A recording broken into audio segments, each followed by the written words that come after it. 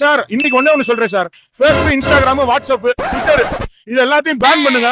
தாவேக்கான்ற ஒரு கட்சியே இருக்காது சார். அவங்க தொண்டர்கள் அதுலதான் இருக்காங்க. அவங்க அவ்வளவுதான் சார், அதான் சார் நடக்குது. அதுல மட்டும் தான் சார் இருக்காங்க, அது மட்டும் தான் நடக்குது. அவன் கிடக்குறான்.